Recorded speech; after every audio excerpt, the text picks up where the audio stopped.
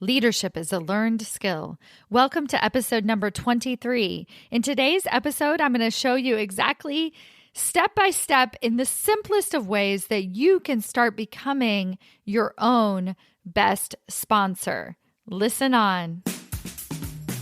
Welcome to Maximize Your Career with Stacy Mayer, a podcast about achieving your career goals while also being yourself.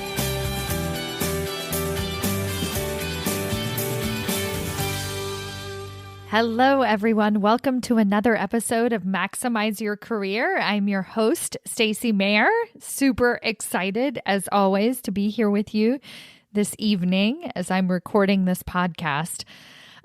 Before I get started, I want to talk about my podcast episode from last week, Redefining Success During the Pandemic, a conversation with 3 senior leaders. And I have been listening to this episode probably at least a dozen times since I recorded it. And not just because I'm editing it, but because I am just so incredibly proud of this episode.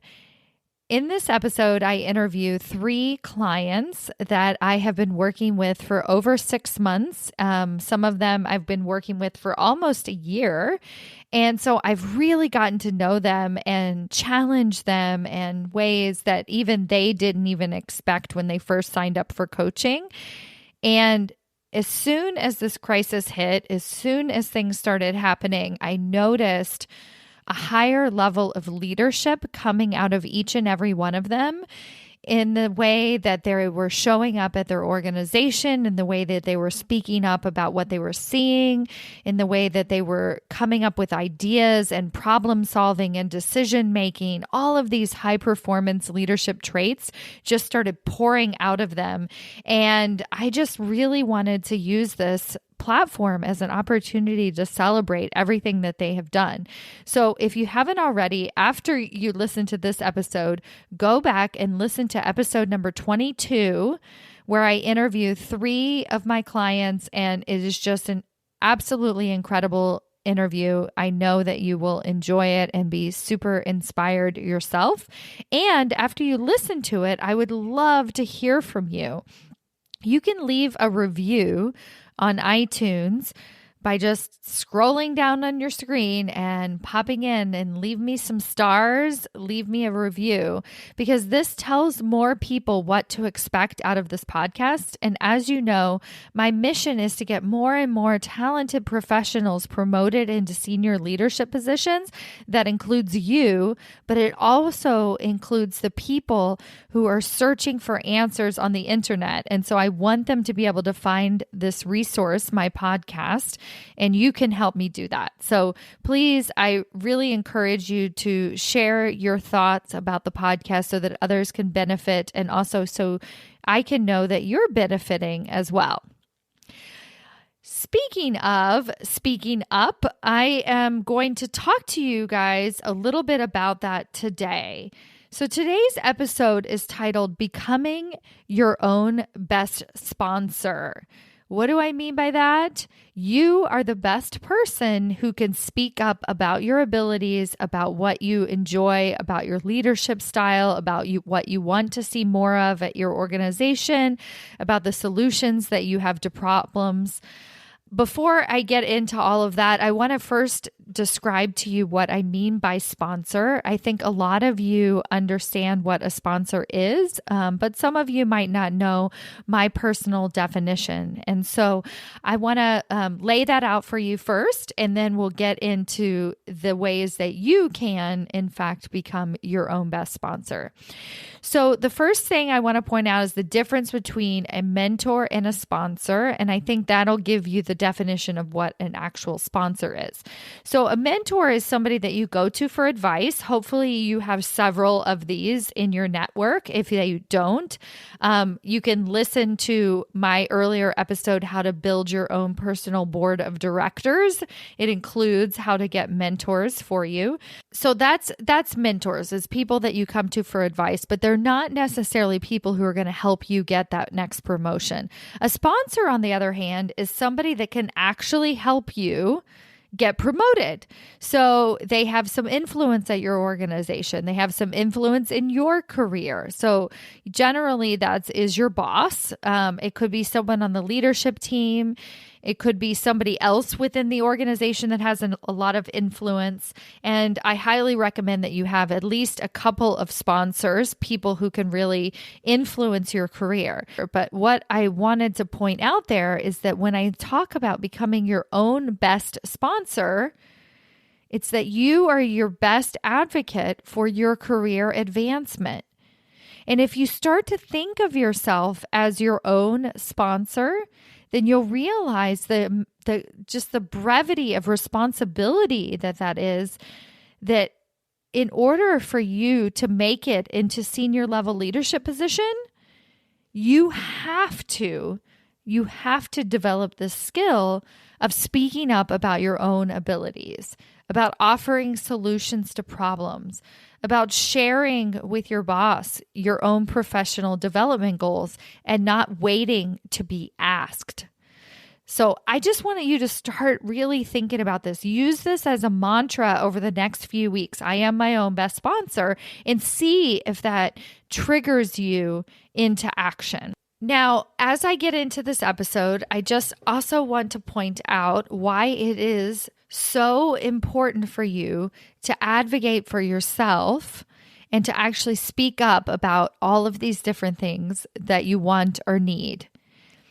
It is because, quite simply, what got you here won't get you there. So up until this point in your career, your work has spoken for itself. So if you are in an individual contributor role, it was all about deadlines. Did you meet those deadlines? Maybe you moved into project management. It was still about deadlines. Did your team meet those deadlines?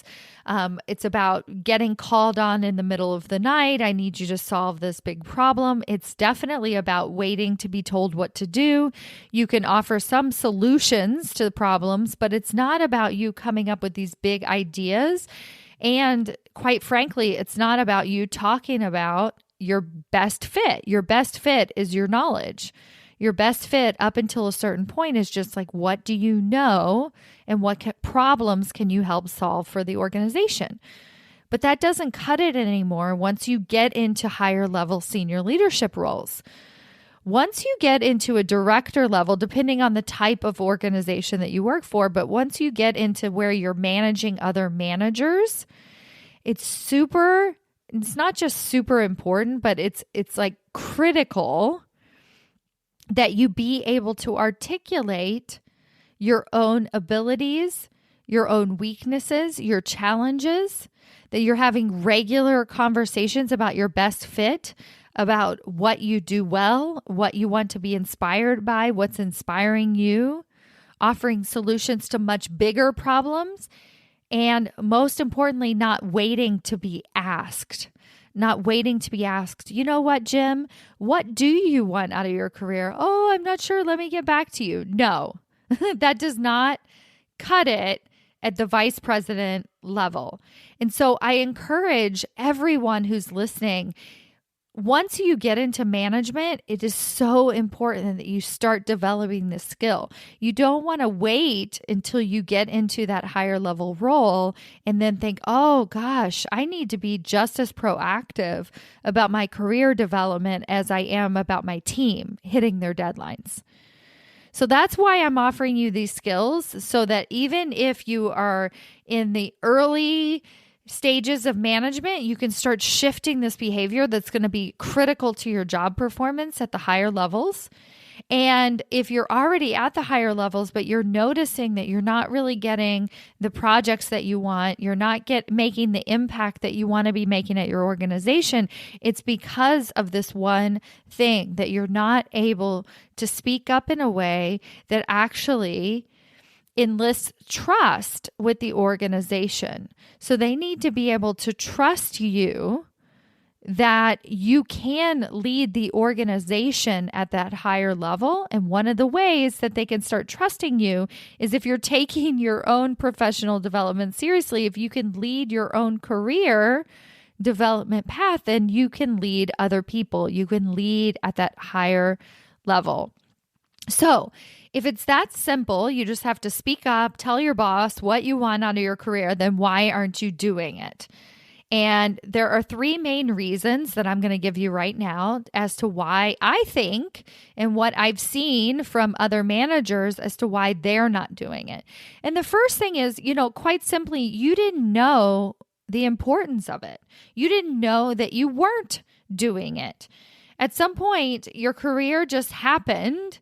And all of a sudden, you're 40 years old and you're like, whoa, okay, it's time that I start taking this thing called my career seriously. And it's not just about, do I like, is my seat comfortable? Meaning, do I like my commute? Do I like my job? Do I like my boss? Those types of things. But it's more about, what is it that you really want to get out of your career? So, I can't blame you for that. You just never really thought about it. You didn't know that it was important. Or maybe you're the type of person that knows that it's important, but doesn't actually know the skill set to do it stealthily. So I'm going to give you another podcast episode to listen to, and it's called The Dance of Advocating for Yourself. Like I said, I'm going to link to all of this stuff in the show notes, but you can scroll through my podcast feed and find this episode. In that episode, I'm going to talk about that intricate dance that is, in fact, advocating for yourself. So maybe you just don't know how to do it. Maybe you know that it's important, but you don't really know how to find that balance. How do I speak up? How do I speak up, especially during a crisis when I've just laid off half of my team, or we're going through so many changes, or everybody's in the weeds and my manager most definitely doesn't want to hear about my own professional development. There is a way to do this so that other people can hear you, but not only just hear you, but they can advocate on your behalf. And the third reason why you might not be your own best sponsor right now is simply because you've gotten screwed over in the past. So let's say you had some bad experiences with your boss or bad experiences speaking up where it felt like it was all ego driven. So you were like, I really don't want to do this. So I'm going to be like, you know what? I need a raise or I need a promotion. And I'm going to walk into my boss's office and then they just kind of look at you like, what? And it just falls flat and you feel like you got burned. They're like, yeah, you're doing great, but just keep doing what you're doing. And the promotion cycle is in 6 months and, I'll circle back with you and I'll think about it and I'll let you know. And then you just kind of go back to your desk and you think, oh, that didn't work out. That didn't feel good. So I'm never going to do that again. So if you're one of those types of people, it's okay. It's totally normal. It happens to us. It happens to the best of us. But let me tell you, that approach is not actually the approach that I'm going to show you today. The approach that is becoming your own best sponsor. So when I am thinking about a sponsor and I'm thinking about somebody that I really trust in the organization, somebody that I just feel like has my back, that they would go to the end of the earth for me, and that just feels really good. And if you don't have that person who really advocates for you, then that's okay. You can find that person, and there's a whole set of skills to go out there and do that, to find those people. And I think I said it's okay, but it's not okay. You need to go do it, right? But don't beat yourself up about it. But in terms of being your own sponsor, that person that just has your own back, that trusts that you can do the work, that trusts that you understand the vision for your organization, that really cares about the impact that you're going to make. When I put it that way, does it sound ego-driven? Does it sound like something like all you want to do is get ahead in your company and you don't really care about anybody? No. The people who are listening to my podcast are not those ego-driven people. If you were, you wouldn't be looking for what I'm offering, because you know that what I'm offering is true and authentic. And everything that is going to come out of your mouth is going to come from a pure place of genuinely wanting to serve the organization at a higher level. If you are somebody that hates using I language or hates talking about what you've done and all of the great experiences that you've had, and you just feel like, gosh, it goes against my value system. It's something that I just don't do. I get it. But let me tell you, by you not doing it, you are not serving your organization at the higher level. So if you can't do it for yourself and for what it will actually give you and benefit you in your career, then do it for other people. Do it for your organization. Having you in a higher level leadership position, I am telling you, is going to benefit them to no end. Having other leaders in the organization look up to you, having them use you as a role model, having them think about you and what you've been doing and really see you shine and want to work on your team because you are their best boss. Having you as their best boss is going to benefit other people. So again, if you can't advocate for yourself, do it for all of the people that you're helping. So as I've already told you, my approach to becoming your own best sponsor is not pushy. It is not pushy to let other people know what your ideas are, what you are seeing in the organization.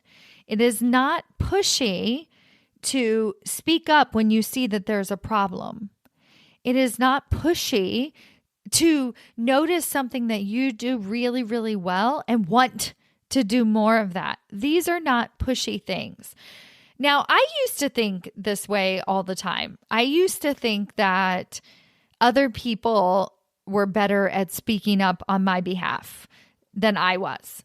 One of the really amazing things that happened to me in my theater career. So if you didn't know, I was an actress for many, many years, and I took a one-woman show to Scotland. And one of the friends that went with me on this tour for the Edinburgh Fringe Festival, which is like a really big theater festival that I took my show to, he loved my show. He loved me as a performer. And talk about a sponsor. He would walk around all day long telling people how amazing I was and how great I was. And I remember him talking about me in this way and me just thinking, okay, I'm glad I have him because I couldn't do any of this.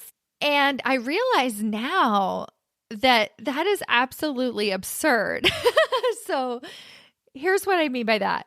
I am not telling you that I want you to go around and be like, oh my God, I am so amazing. Look at all of these amazing things that I do. Because I think that that is what you think I'm telling you to do, is that you just walk around telling people all day long how great you are. No, that is not what I'm telling you to do. Yes, let other people do that. And when people say how great you are, I want you to just respond and say, thank you. Thank you for that. I appreciate that. But what I am telling you to do is way, way simpler than that. It's so much easier than that. So here is the process that you can actually implement this week. All right, here we go. Step number 1, I want you to think about something that you have been given throughout this crisis, some level of responsibility that you have been given that you actually enjoy. So something that is going well, that you didn't get to do before, that is fun for you, that feels like it's challenging for you. Step number 2, schedule a meeting with your boss So if you don't already have regular one-on-ones with your boss, get on your boss's calendar and get in for a one-on-one. Now, I'm assuming that most of your one-on-ones are usually just task updates.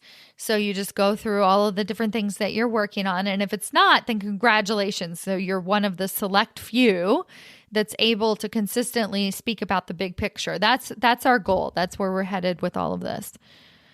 But what I'm going to challenge you to do is to actually tell your boss that you want to talk about something different. And so make sure you let them know, I have something I want to talk to you about, rather than just thinking, okay, I'm just going to tack this on at the end of the conversation. And that's another thing that you'll fall short, and you won't be able to become your own best sponsor because you'll just be throwing it in at the end of the conversation. So you're going to schedule the conversation with your boss. You're going to let her know that you want to actually talk to her about some of the bigger projects that you've been working on or something like that, like so that you're actually planting the seed that you want to talk about something bigger.